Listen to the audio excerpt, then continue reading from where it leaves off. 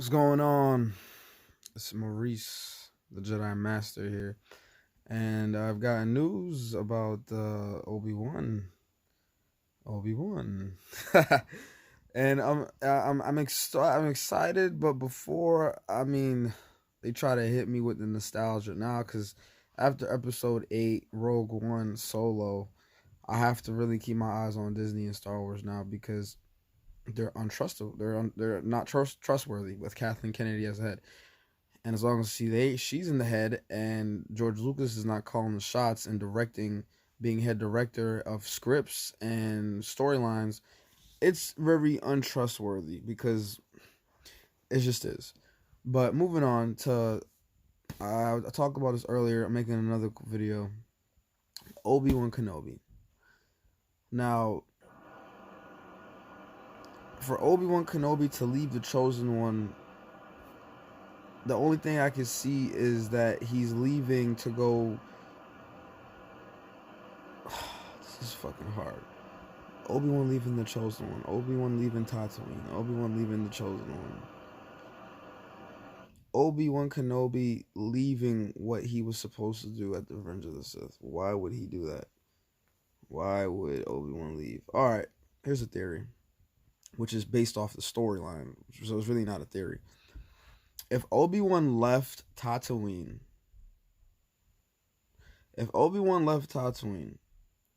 remember in Revenge of the Sith, at the end of Revenge of the Sith, Yoda told Obi-Wan to go to Tatooine, but before he told him to go to Tatooine, he said, I have training for you from your old master from the other world.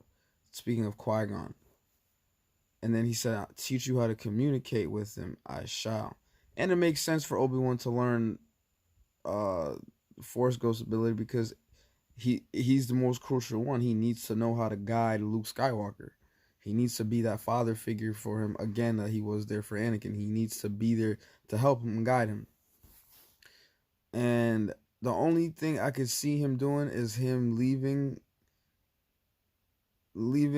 Tatooine when Luke is like 5, 6. And he's like gone for like 7, 8, 9, 10, 11, maybe like 5 years, maybe even less, maybe like 4, maybe 3. I say like 3 years when Luke's 10. But then again, it really defeats the purpose because I say yeah, not really. When Luke is like 10 is when he comes back, or maybe even like like 10, 11, because Luke was 19 when Return of the Jedi came. I mean, A New Hope, and so forth. So yeah, I say when Obi-Wan comes back, Luke is like 11 because it has to be nostalgic. It has to mean something. He can't go and come back in like 20 minutes. It can't be nothing about the Resistance. That was trash. It can't be nothing about the Rebels. Trash. It can't be anything from the Clone Wars. Trash. It has to be Jedi orchestrated only for Obi-Wan to leave. It can't be no bounty hunter, because you got to think about it. If he's gonna learn new power, to be immortality and be a Force ghost, he has to go through some shit, right? He has to go through some training. So I can understand that happening in the series, like him. He's on Tatooine on the desert for a few years with Luke's young, going through. He's getting tortured by his memories of all the war and his friend and everything, right? And then Qui-Gon talks to him one night, maybe, or Yoda talks to him, like, listen, you have to go to this Sith or Jedi temple. I say Sith temple or Jedi temple. I've went to this Jedi temple or the Sith temple, Qui-Gon says to him, before I even had you as an apprentice. And this is an ability that I've been able to Force Ghost, but I've never taught it to anybody. But in order for you to like go there, you have to go to the Sith temple, and you might have to go through a trial to get through the holocron, maybe a few trials from the old Sith lords or whatever. That is a good reason for Obi-Wan to leave. It has to be something big. It can't be nothing with the war, because the whole reason for him to be on Tatooine is to stay in isolation, so he doesn't get spotted. But he is choosing not to even use his lightsaber at this point because he doesn't want people going around, oh, there's a Jedi around. So, you know what I'm saying? So, obviously, if he's leaving, it can't be for the war. It can't be for the rebels. It can't be for. He's leaving Tatooine to figure out this new Jedi power. Okay. And all along his way there, maybe some things happen, or maybe not even. He's there, he gets there, or him trying. Maybe he has to go to one Jedi temple, get a holocron, then go to another Jedi temple or Sith temple, go through a trial, get a holocron, and then he has to fuse them, and then he's able to use the Force ability through the knowledge that he learned. You know what I'm saying? Something like that. Where it's big. Where it makes sense to the storyline. That theory is very well put together. And he has to be gone for, like I said, if he's leaving Tatooine, Luke got to be like 5 when he leaves, and he's got to be gone for like at least 4 years. He comes back when Luke is like 10, 11. I mean, nah, maybe like 9. He'll come back when Luke's 9. If he leaves when Luke is 5, Luke has to remember him. Luke has to see him. So I say 6, and he leaves and he comes back maybe 11. Because 12, 13, 14, 15, 16, 17, 18, 19. 19 is the beginning of A New Hope when Luke turns 19. So, yeah. And because to keep the story good, he can't go and come back, right? Obi-Wan Kenobi you can't make it seem like he went like in a week and came back to learn his power. Because then it would take the epicness away from the movie and the storyline. If that was the case, you know what I'm saying? That was stupid. It has to be something only Jedi, like on a Jedi. This movie or this series has to be pretty much a Jedi series. It has to be a bunch of Jedi series. It has to be a bunch of Jedi and Sith lore in Obi-Wan shit. Because Obi-Wan's going through training to become a Force ghost. That's the only reason why I can see him leaving Luke. You're leaving the Chosen One's son, the next up, the Chosen One's heir to the throne, which is the Chosen One himself. It has to be a damn good reason, and it has to be for a while. It can't be for like a year or, I mean, a week or a month or no. It has to be like he left for like a year or 2 years. I say, like I said, like 4 or 5 years he left, and he came back when Luke's 10.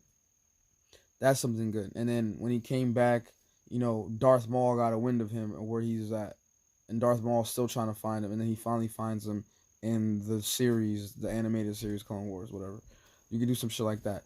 It can't, and also too, maybe in him, Obi-Wan doing some Jedi stuff, some Jedi missions or whatever, and him while he's in his quest, you know, and the rebels are, coincidentally going to the same area, and him doing his thing, using his lightsaber, he winds up actually helping out the First Order. I mean the Resistance or the rebels at the time, but they can't see him because they can't have a wind of any Jedi, because that would tip off Vader. That would tip off any Imperialist, anybody. So anything he does to help out the galaxy's army, which is the rebels, it has to be in secret. They can't see a Jedi. He will not let them, because he can't let word going throughout the galaxy, yo, there's a Jedi around. There's a Jedi around. Obviously, all the Jedi have been fucking hunted down. So his whole idea of reasons why he's doing this is to stay out of sight, and so he can really help out the Chosen One in the other world. That's how you keep the story good. That's how you keep it epic. Okay. That's my whole opinion on it, and it's the best to me. That's the best opinion on it. It can't be him leaving to go help out anybody. It really can't. It really can't. If anything, it has to be him. His first couple of years him on Tatooine. It should be the opening scene, or I don't know if they're doing another thing. This should be a movie. It shouldn't be a series. You know what should be a series? Rogue One should be a series. You know what should be a series? Fucking Solo should be a series. That should be a series. What else should be a series? Episode 8 should be a fucking series. Like, that is all. Those movies should be series. Obi-Wan should be a movie. But whatever. But like I said, that's the only way, according to George Lucas, according to the theory, according to everything, this shit could really pop. And makes sense. Because you're leaving the Chosen One. Think of who you're leaving. You're leaving a prince, a god, a young god. You're leaving a young Jesus behind. The strongest Jedi who ever has the highest metachlorian count in over a millennia, including the Old Republic and beyond. Yes, you're leaving him. You need to stay your ass with him and protect him at all costs. It has to be a big fucking reason why Obi-Wan's even leaving Tatooine. And the biggest reason is to become immortality, use the Force Ghost ability by going to different Sith temples, Jedi temples, like Qui-Gon did, figuring out some shit. So then he can really be and live up to his full potential, which is really to help out the Chosen One when he passes, after he passes, because it makes sense. Obi-Wan knows Anakin, so he's the closest one to Anakin. He has to be able to live beyond death, so he could be able to nurture and help Luke grow into the man he became in Episode 6 and all the fucking books. Not Episode 7 or 8, because that's not my Luke Skywalker. But yeah, tell me what you think. Show some love, like, subscribe, and yeah, holla at me.